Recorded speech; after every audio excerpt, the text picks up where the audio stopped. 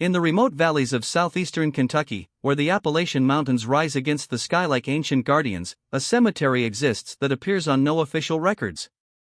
Local residents call it the Garden of Purified Angels, though few dare to speak its name aloud.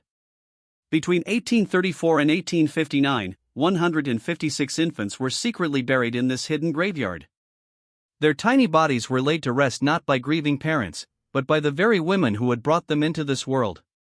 The Morrison sisters, Margaret, Catherine, and Agnes, were revered as the most skilled midwives in 3 counties, credited with safely delivering over 800 babies throughout their 25-year practice. But journals, recently discovered and hidden for over a century and a half in the walls of their former homestead, reveal a truth so disturbing it challenges everything we thought we knew about faith, medicine, and the sacred duty of those who assist in bringing life into the world. These meticulously kept records detail systematic infanticide, disguised as divine intervention, carried out by women who believed they were saving the world from children marked by evil. Before we delve into the horrifying details of what the Morrison sisters called their holy work, I need to know: are you brave enough to hear the complete truth? This channel isn't for everyone, only for those who dare to uncover the darkest secrets hidden in America's past. If you have the courage to learn about the Morrison sisters' twisted mission, hit that subscribe button and comment below, telling us what state you're listening from. Few channels dare to tell the stories we tell here, and this one will test even the strongest stomachs. Let's discover together what drove 3 God-fearing women to commit acts so heinous that their own community would have hanged them if the truth had been known. Now, let me take you back to the misty hollers of Kentucky, where the Morrison sisters began their reign of terror, disguised as mercy. The year 1834 marked a turning point for the isolated mountain communities of Harlan County, Kentucky. This was a land where Baptist and Methodist congregations flourished among families who had carved their existence from unforgiving wilderness, where the nearest doctor lived a 3-day ride away, and where the arrival of a skilled midwife could mean the difference between life and death for both mother and child. In this harsh landscape, the Morrison sisters had established themselves as indispensable figures. Their reputation was built on years of successful deliveries and their unwavering devotion to their Baptist faith. Margaret Morrison, the eldest at 42, possessed hands that seemed blessed by divine providence. Her graying hair was always pulled back in a severe bun, and her pale blue eyes held an intensity that many mistook for religious fervor. She spoke in measured tones, quoting scripture with the precision of a trained preacher, and carried herself with the authority of someone who had looked death in the face countless times and emerged victorious. Catherine, 38, served as the practical backbone of their operation. Her sturdy frame and auburn hair made her appear almost masculine, but her gentle touch with laboring mothers earned her widespread trust. Agnes, the youngest at 35, possessed an ethereal beauty that seemed almost otherworldly. Her dark hair and large, expressive eyes gave her an appearance many described as angelic, though her soft voice carried an unsettling undercurrent that few could define. Perched on a ridge overlooking the Cumberland River, the sisters lived in a modest 2-story cabin. Its weathered logs bore witness to countless mountain storms. Their home served as both residence and medical facility, with the lower floor converted into a birthing room complete with specially crafted beds, surgical instruments ordered from Louisville, and an extensive collection of herbs and remedies that they cultivated in their carefully tended garden. The upper floor housed their personal quarters and what they called their prayer room, a space dedicated to their increasingly fanatical interpretation of Baptist doctrine. The Appalachian communities they served were predominantly Baptist, with scattered Methodist congregations and the occasional Presbyterian family who had ventured into the mountains seeking religious freedom. These were deeply devout people who saw God's hand in every aspect of their lives, from the success of their crops to the safe arrival of their children. The spiritual fabric of their patients' lives was something the Morrison sisters understood intimately, weaving their services seamlessly into it. They would lead prayers during difficult labors, quote scripture to comfort anxious fathers, and offer what appeared to be profound spiritual guidance to families facing the uncertainties of childbirth. Their practice extended across 3 counties, serving families scattered throughout the Cumberland Gap region. Through the mountains like wildfire, word of their skill had spread, carried by grateful mothers who credited the Morrison sisters with saving their lives and those of their babies. They charged modest fees, often accepting payment in the form of livestock, vegetables, or simple household goods, which endeared them to impoverished mountain families who might otherwise have faced childbirth without skilled assistance. The sisters' daily routine reflected their deep religious convictions. They rose before dawn for private prayer, spent their mornings tending to their medicinal garden, and devoted their afternoons to visiting expectant mothers or studying medical texts that Margaret had acquired from a retiring doctor in Lexington. Their evenings were reserved for what they called spiritual preparation, intense prayer sessions where they sought divine guidance for their calling. It was during these evening sessions that their interpretation of Scripture began to evolve in ways that would have horrified their Baptist congregation. The mountains themselves seemed to foster the sisters' growing isolation from conventional religious thought. The harsh winters, treacherous terrain, and weeks of separation from other families created an environment where extreme beliefs could flourish unchecked. The Morrison sisters began to see themselves as divinely appointed guardians of spiritual purity, tasked with protecting the world from what they believed were signs of demonic influence manifesting in newborn children. Their transformation from respected midwives to something far more sinister began gradually, almost imperceptibly.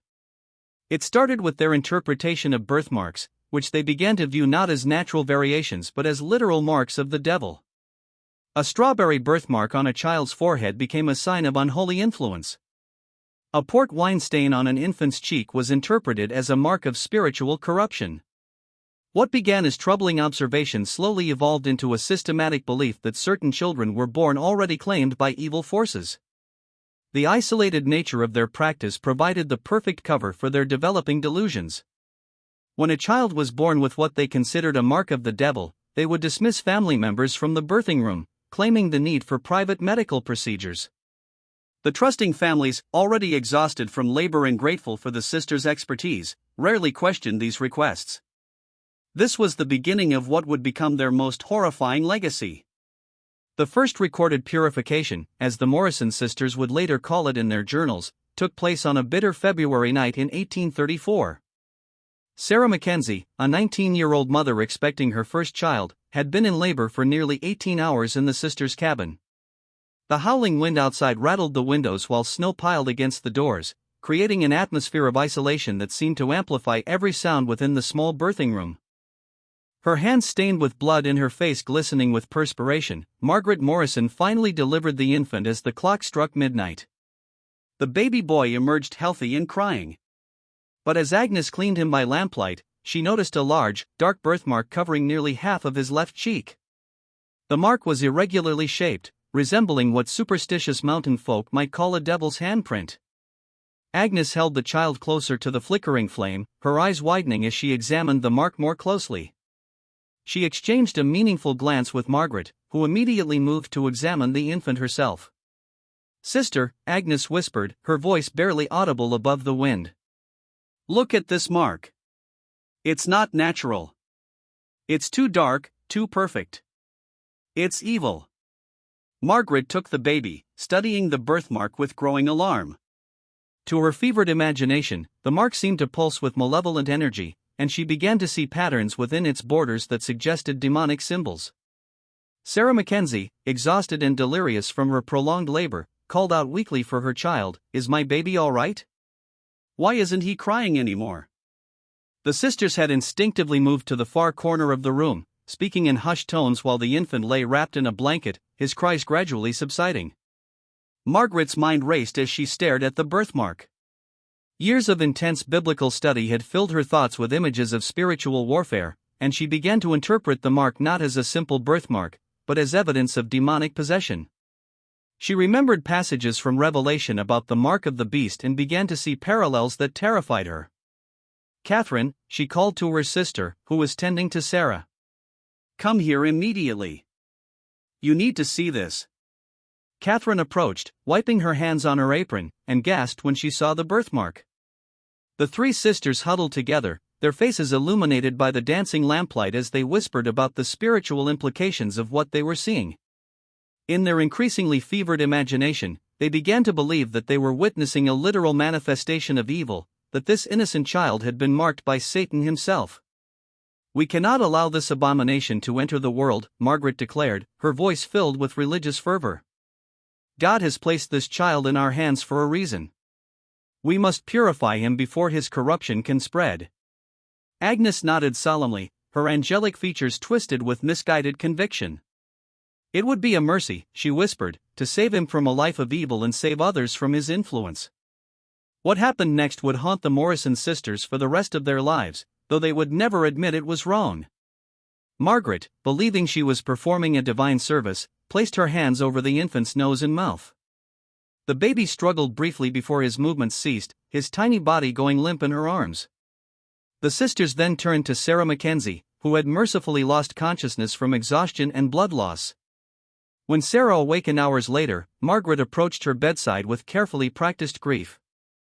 "I'm so sorry, dear," she said, her voice heavy with false sorrow.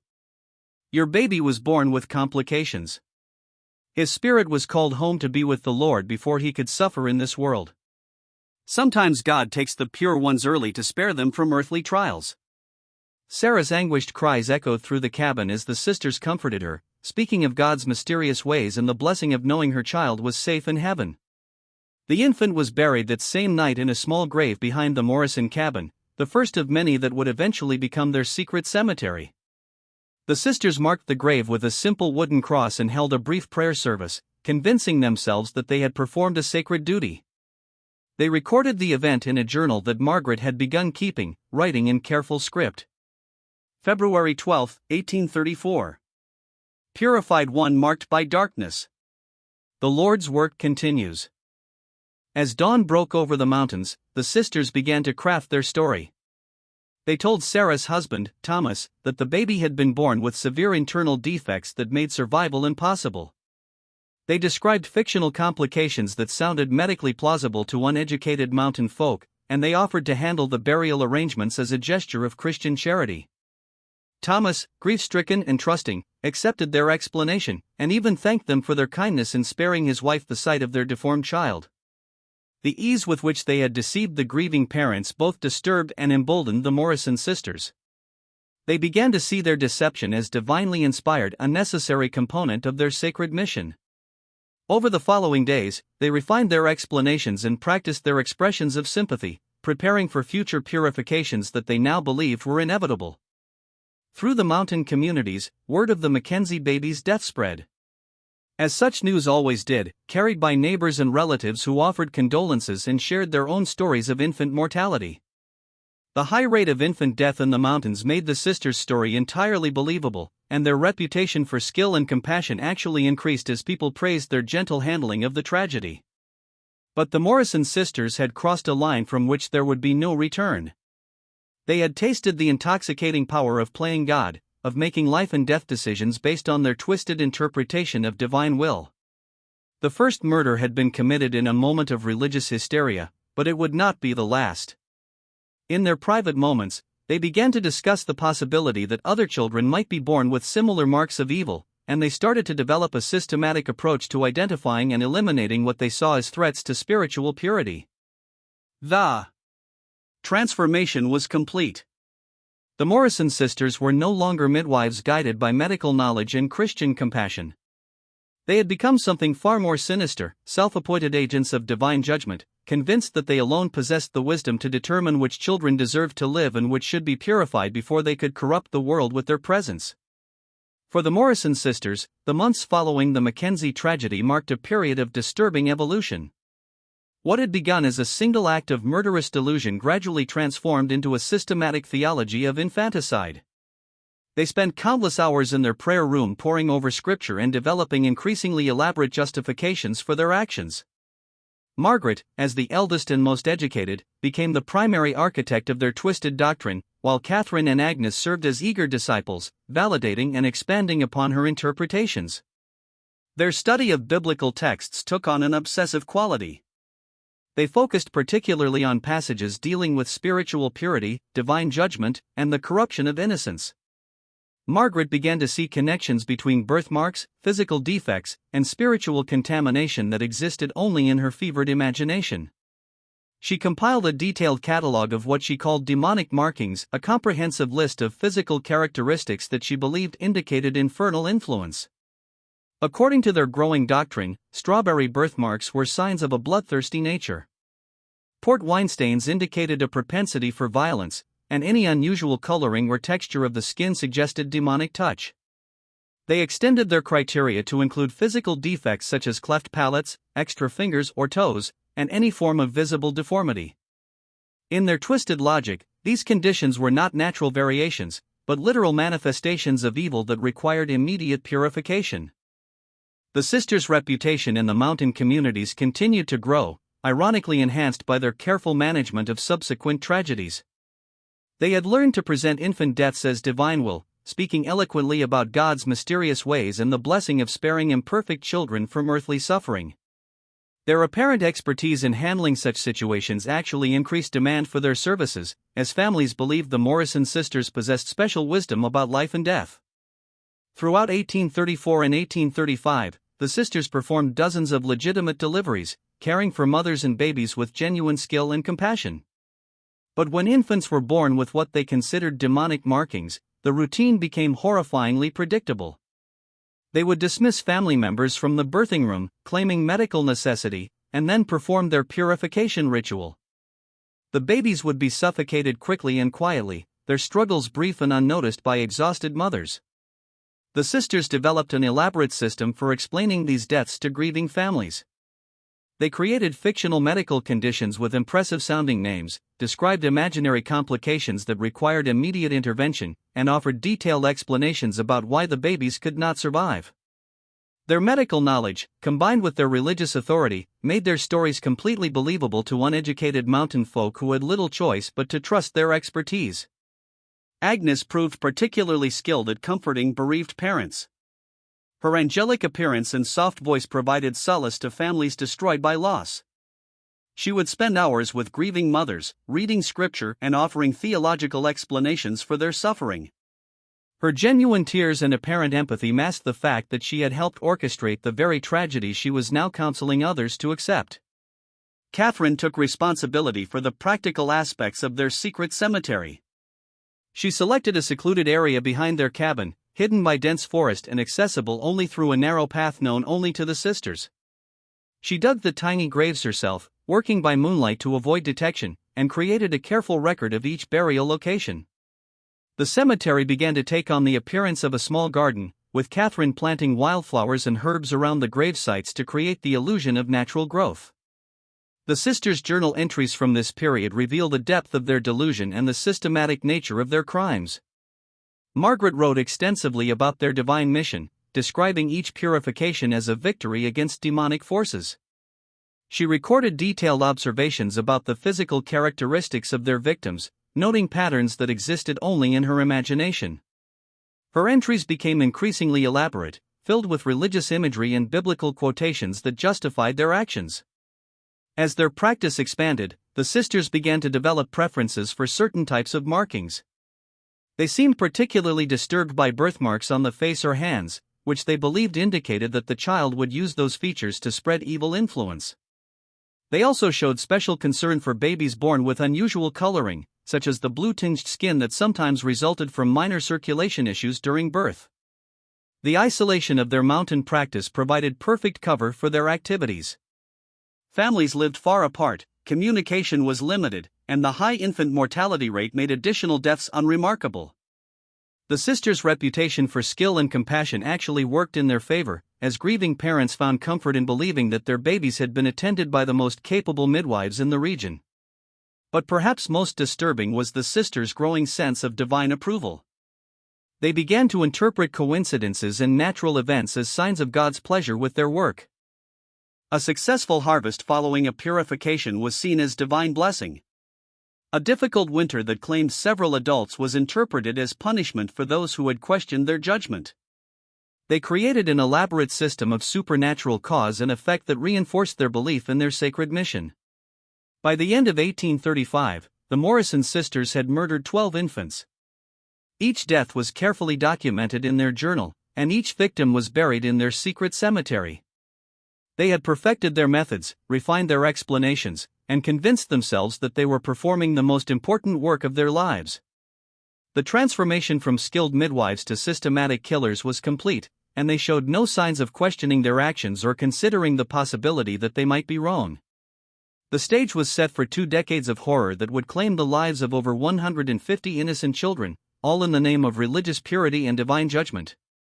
The Morrison Sisters had become something unprecedented in American criminal history, female serial killers who used their medical expertise and religious authority to commit acts of unspeakable evil while maintaining the complete trust and respect of their community. The year 1840 brought unexpected complications to the Morrison Sisters' carefully orchestrated reign of terror. Rebecca Whitmore, a 23-year-old mother from a prominent Methodist family, had requested their services for the birth of her third child. The Whitmores were known throughout the region for their education and their connections to the growing Methodist movement, which emphasized personal spiritual experience and social reform. Unlike many of their previous clients, Rebecca possessed both literacy and a questioning nature that would prove dangerous to the sisters' secret operations. The delivery took place on a sweltering July evening with thunder rumbling in the distance and the air thick with the promise of rain. Rebecca's labor progressed normally until the moment of birth, when her daughter emerged with a distinctive birthmark covering her left shoulder and upper arm. The mark was deep red and roughly shaped like a crescent moon, clearly visible and unmistakably what the Morrison sisters considered a sign of demonic influence.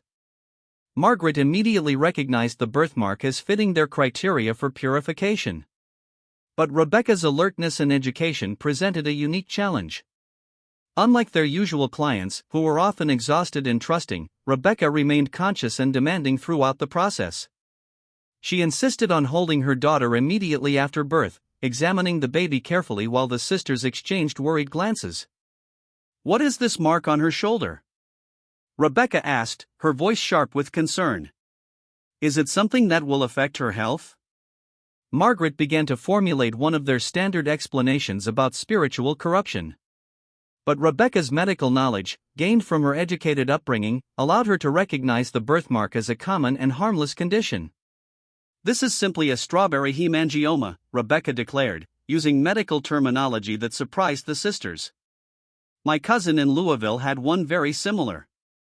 It will fade as she grows older and poses no threat to her health." She clutched her daughter protectively, her eyes moving between the three sisters as she noticed their unusual behavior. The sisters found themselves in an unprecedented situation. Their standard methods of deception would not work on an educated woman who understood basic medical principles.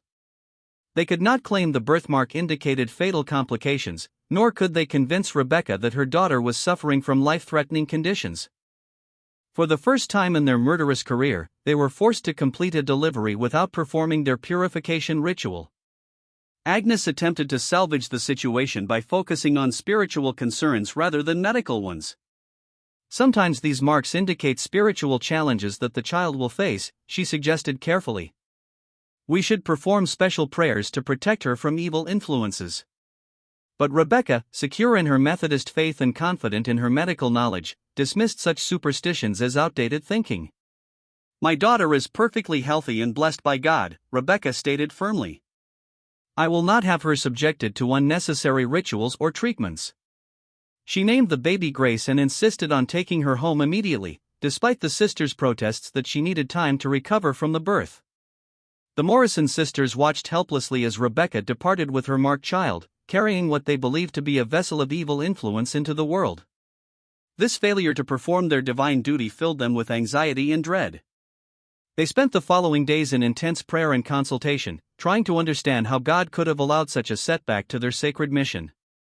Margaret's journal entries from this period reveal her growing paranoia and obsession with the Whitmore case. She wrote extensively about the spiritual dangers of allowing marked children to survive, describing elaborate theories about how Grace Whitmore's birthmark might influence other children in the community. She became convinced that their failure to purify the child would lead to increased demonic activity in the region. Over the following months, the sisters began to monitor the Whitmore family obsessively. They made excuses to visit Rebecca, ostensibly to check on her recovery, but actually to observe Grace's development. They watched for signs of evil influence, interpreting every normal aspect of infant behavior as potential evidence of demonic activity. When Grace smiled, they saw it as evidence of unholy joy. When she cried, they interpreted it as the voice of evil demanding attention. The sisters' fixation on the Whitmore case began to affect their judgment in other situations.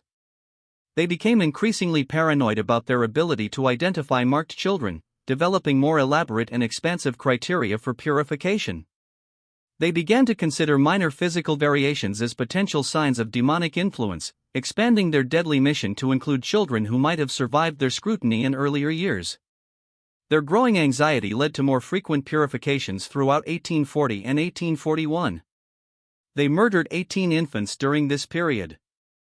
Each death was justified by increasingly minor physical characteristics. A slightly asymmetrical ear became evidence of demonic distortion. A birth mole smaller than a pea was interpreted as a hidden mark of evil. Their paranoia had transformed them from selective killers into indiscriminate murderers who saw threats in every unusual physical characteristic. The sisters also began to develop elaborate rituals around their purifications. Convinced that their previous methods had been insufficient to fully cleanse the spiritual contamination, they created detailed ceremonies involving prayer, scripture reading, and what they called purification blessings that were performed over each victim before and after death. These rituals served to further distance them from the reality of their actions, transforming murder into religious ceremony. But the Whitmore case had planted seeds of doubt that would continue to grow over the following years. The sisters had been forced to confront the possibility that their divine mission might not be as clear-cut as they had believed. They began to question whether they were correctly interpreting God's will, whether their criteria for identifying marked children were comprehensive enough, and whether their methods of purification were sufficiently thorough. These doubts manifested in increasingly erratic behavior. The sisters began to contradict each other about specific cases, arguing about whether particular children qualified for purification. They developed complex systems for confirming their decisions, requiring unanimous agreement before proceeding with any purification. They also began to second-guess their past actions, wondering if they had made errors in judgment that might have spiritual consequences. The psychological strain of their secret activities, combined with the stress of the Whitmore case, began to take its toll on the sisters' mental health. Margaret developed severe insomnia and began to experience what she described as divine visions that provided guidance about their mission. Catherine became increasingly withdrawn, spending long hours in solitary prayer and showing signs of depression. Agnes began to display symptoms of religious hysteria, speaking in tongues during their prayer sessions and claiming to receive direct communications from angels. By 1842, the Morrison sisters had evolved from confident instruments of divine will into paranoid, obsessive murderers who lived in constant fear of discovery and divine judgment. Their failure to purify Grace Whitmore had shattered their sense of infallibility and forced them to confront the possibility that their mission might be flawed. But rather than abandoning their deadly activities, they doubled down on their commitment to purification. Convinced that their previous failures had been the result of insufficient dedication rather than fundamentally flawed beliefs, the stage was set for the most intensive period of their murderous career. As they attempted to compensate for their perceived failures through increased vigilance and more frequent purifications, the Morrison sisters had become trapped in a cycle of religious delusion and murderous compulsion that would drive them to commit their most heinous acts in the years to come. The winter of 1847 marked a turning point in the Morrison sisters' deadly career that would nearly expose their horrific secret. Mary Catherine Sullivan, a 16-year-old Irish immigrant, had arrived in the mountains with her husband Patrick, seeking refuge from the potato famine that had devastated their homeland. The young couple had established themselves in a small cabin near the Cumberland River, and Mary Catherine was expecting their first child during the brutal February cold snap that had trapped most families in their homes for weeks. The birth took place during a blizzard that howled through the mountains like a banshee, with snow piling so deep that the sisters had to use snowshoes to reach the Sullivan cabin. The isolation was complete. No neighbors could venture out in such conditions, and the nearest settlement was cut off by impossible drifts. It was the perfect setting for what the sisters believed would be another routine purification. Mary Catherine's labor was difficult and prolonged, lasting nearly 24 hours while the storm raged outside. The sisters worked by candlelight, their faces illuminated by flickering flames that cast dancing shadows on the cabin walls. When the baby finally emerged, Agnes immediately noticed the distinctive birthmark that covered the infant's right cheek and extended down his neck. The mark was dark and irregularly shaped, resembling what superstitious minds might interpret as a clawed hand. But Mary Catherine Sullivan was not like their previous victims' mothers. Despite her youth and exhaustion, she possessed an Irish spirit that refused to be easily deceived. When Margaret began to move the baby away from her, claiming the need for medical examination, Mary Catherine struggled to sit up and demanded to see her child. "Give me my baby," she insisted, her voice carrying the authority of maternal instinct. "I want to hold him now." The sisters exchanged meaningful glances, recognizing the telltale signs of a mother who would not be easily separated from her child, but they had committed themselves to their deadly mission, and the birthmark was too prominent to ignore. Agnes attempted to distract Mary Catherine while Margaret prepared for the purification ritual. "You need to rest, dear," Agnes said softly, her angelic features arranged in an expression of false concern. "Let us clean him properly, and then you can hold him." But Mary Catherine's maternal instincts were fully aroused, and she could sense something wrong in the sisters' behavior. "There's something you're not telling me," Mary Catherine declared, her Irish accent becoming more pronounced with emotion. "What's wrong with my baby? Why won't you let me see him?" She attempted to rise from the bed, but Catherine gently restrained her, speaking in soothing tones about the need for maternal rest after difficult labor. The sisters found themselves in an impossible situation. They could not perform their purification ritual with Mary Catherine awake and alert, but they also could not allow the marked child to survive. Margaret made a decision that would haunt them for years to come. She decided to proceed with the purification despite the mother's presence, believing that they could convince her afterward that the baby had died from natural causes. What happened next would be seared into Mary Catherine's memory for the rest of her life. As Margaret held the infant and began to place her hands over his nose and mouth, Mary Catherine caught a glimpse of the action in the reflection of a mirror on the cabin wall. She saw Margaret's deliberate movements, saw the way the baby struggled briefly before going still, and realized with horror that she was witnessing the murder of her own child. "Sweet Jesus, what are you doing?" Mary Catherine screamed, her voice carrying a note of terror that seemed to penetrate the walls of the cabin. She lunged forward with superhuman strength, breaking free from Catherine's restraining hands and reaching for her baby. But it was too late. The infant was already dead, his tiny body limp in Margaret's arms. The sisters had never been confronted with a witness to their actions, and they found themselves unprepared for Mary Catherine's reaction. She fought like a wildcat, clawing and scratching at Margaret while screaming accusations in both English and Gaelic. The sisters were forced to physically restrain her, holding her down while Margaret began the familiar litany of explanations about complications and divine will. But Mary Catherine was not convinced. She had seen enough to know that her baby had been murdered, and she began to threaten the sisters with exposure. "You killed my baby," she shrieked, her voice carrying across the snow-covered landscape. "You're murderers, devils.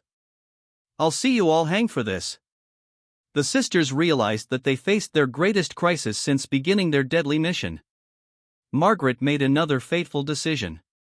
Rather than attempting to silence Mary Catherine permanently, she chose to rely on the isolation of their location and the young woman's status as a foreign immigrant. "Who will believe you?" Margaret asked coldly, her religious mask slipping to reveal the calculating killer beneath. "You're a foreign woman, barely able to speak proper English, claiming that respected midwives are murderers. We've delivered hundreds of babies safely. You've just lost your mind with grief." The psychological warfare that followed was as cruel as the physical murder they had committed. The sisters spent hours convincing Mary Catherine that she was delusional, that her grief had caused her to imagine things that never happened. They quoted scripture about the dangers of false witness, reminded her of their reputation in the community, and suggested that her accusations would only bring shame and suspicion upon herself and her husband. Agnes played her role perfectly, weeping sympathetically while insisting that Mary Catherine's accusations were breaking her heart. "We've dedicated our lives to helping mothers and babies," she said through carefully manufactured tears. "How can you say such terrible things about us? We're heartbroken that your baby couldn't survive, but you mustn't blame us for God's will." The sisters' psychological manipulation was devastatingly effective. Mary Catherine, isolated in a foreign land with no family support and limited English skills, began to doubt her own perceptions. The sisters' reputation for skill and compassion seemed to contradict what she thought she had witnessed. Perhaps her grief really had caused her to imagine things that never happened. But deep in her heart, Mary Catherine knew what she had seen. She knew that her baby had been murdered, and she knew that the Morrison sisters were not the holy women they pretended to be. However, she also understood that she had no power to convince anyone of the truth. She was a foreign woman in a strange land with no allies and no evidence beyond her own testimony. The sisters allowed Mary Catherine to hold her dead baby briefly, watching carefully as she grieved over his lifeless form. They spoke gently about the mystery of God's will and the blessing of knowing that her child was safe in heaven. They offered to handle the burial arrangements and even suggested that they would not charge for their services given the tragic outcome. Patrick Sullivan arrived the next morning, having fought his way through the snowdrifts to reach his wife and child. The sisters met him with carefully prepared explanations about complications during birth and the tragic loss of his son. They spoke movingly about Mary Catherine's grief and the way sorrow could sometimes cause people to imagine things that never happened. Mary Catherine tried to tell her husband what she had witnessed. But Patrick was overwhelmed by grief and confused by his wife's wild accusations. The sisters' reputation and their gentle manner convinced him that his wife was indeed suffering from grief-induced delusions. He thanked them for their kindness and accepted their offer to handle the burial arrangements. The baby was interred in the sisters' secret cemetery, bringing their total number of victims to 63. But the Sullivan case had shaken them profoundly. For the first time, they had been directly confronted with their crimes by someone who had witnessed their actions. Although they had successfully discredited Mary Catherine's testimony, they realized how close they had come to exposure. In the days that followed, the sisters began to take additional precautions. They developed new methods for ensuring that mothers remained unconscious during purification rituals, and they created more elaborate systems for explaining infant deaths. They also began to carefully monitor the families of their victims, watching for signs of suspicion or unusual questions about their practices. But Mary Catherine Sullivan would not forget what she had seen. Although she never found anyone who believed her story, she carried the knowledge of the Morrison sisters' crimes for the rest of her life. She became a living witness to their evil, a reminder that their actions could not remain hidden forever. The sisters had survived their closest brush with exposure, but they had also created their most dangerous enemy. Someone who knew the truth and would never stop believing it. You know, stories like this make you wonder how many other secrets are buried in the isolated corners of America, hidden by people who used authority and reputation to mask their true nature. If you're finding this tale as disturbing as I am, hit that like button and let me know in the comments what you think about the Morrison sisters' ability to manipulate their victims. Are you brave enough to hear what happens when their secret finally begins to unravel? Subscribe to join the few who dare to uncover these dark truths, and let's continue this horrifying journey together. The psychological impact of the Sullivan case would plague the sisters for years to come, creating cracks in their unified front that would eventually lead to their downfall. But in the immediate aftermath, they responded by becoming even more careful and systematic in their deadly work, leading to the most intensive period of murder in their entire career. The year 1856 brought with it a convergence of events that would finally expose the Morrison sisters' 22-year reign of terror. Dr. James Whitmore, Rebecca's husband and now a prominent physician in the region, had been quietly investigating unusual patterns in infant mortality rates throughout the mountains. His medical training had led him to notice statistical anomalies that others had missed, and his suspicions had been gradually building over several years. Dr. Whitmore had been collecting birth and death records from various mountain communities, a task made difficult by the scattered nature of the population and the informal record-keeping practices of the time. What he discovered was deeply troubling.